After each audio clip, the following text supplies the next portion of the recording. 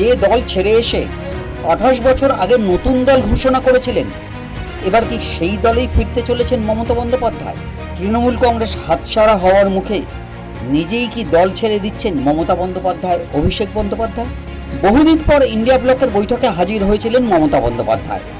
বৈঠকের একদিন আগেই তিনি রাজধানীতে হাজির হন। বৈঠকের পর আরও দুদিন তিনি দিল্লিতেই ছিলেন।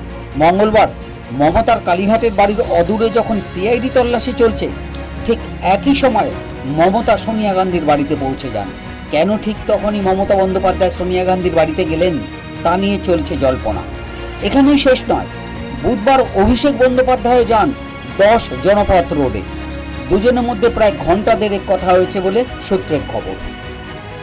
রাজনৈতিক মহল প্রশ্ন করছে, যে মমতা বন্দ্যোপাধ্যায় গোটা নির্বাচন পর্বে কংগ্রেসকে গালাগালি করেছেন, রাহুল গান্ধীর সমালোচনা করেছেন, এমনকি কখনো কখনো ব্যক্তিগত আক্রমণও করেছেন, তিনিই কেন বারবার সোনিয়া রাহুলের শরণাপন্ন হচ্ছেন? তবে কি এই ছন্নছাড়া তৃণমূলের ডুবন্ত তরি ফেলে অন্য নৌকায় পা ফেলতে চাইছেন প্রাক্তন মুখ্যমন্ত্রী? সূত্রের খবর, সোনিয়া গান্ধী মমতাকে কংগ্রেসে যোগ দেওয়ার আহ্বান জানিয়েছেন। রাহুল গান্ধী ও অভিষেককে কংগ্রেসের গুরুত্বপূর্ণ পদ দিতে চেয়েছেন বলে খবর সূত্রে। আমরাই তো তৃণমূল, কে কোথায় কার সঙ্গে দেখা করলো আমরা কি বলবো? মিশে যায় কংগ্রেস আর তৃণমূল, তখন কি হবে?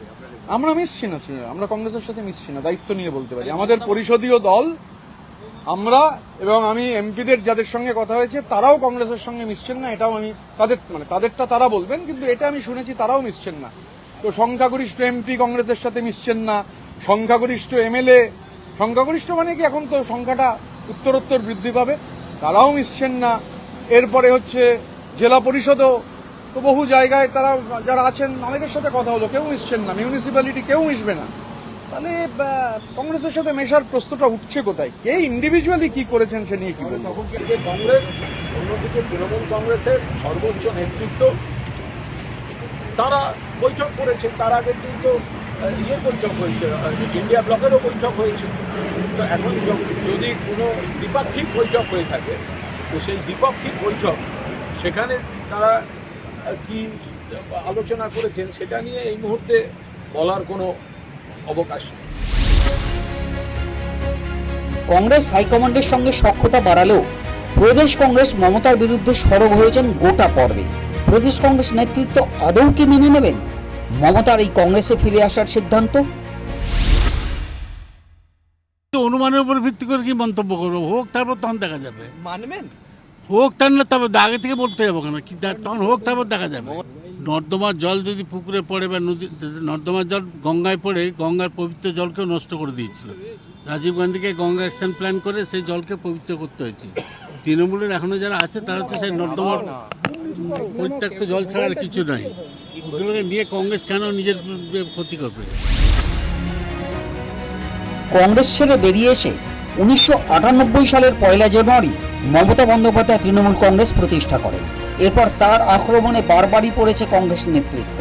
2011 সালে কংগ্রেসের সঙ্গে জোট বেঁধে ক্ষমতায় আসার পর জোটও ভেঙে গেছে, কিন্তু পরিস্থিতির আমূল পরিবর্তন হয়েছে। নির্বাচনে পরাজিত হয়ে ক্ষমতাচ্যুত মমতা বন্দ্যোপাধ্যায় এরপর তৃণমূল কংগ্রেসের নিয়ন্ত্রণও হারিয়েছেন। পরিষদীয় দলের পর হাতছাড়া হয়েছে সংসদীয় দলও।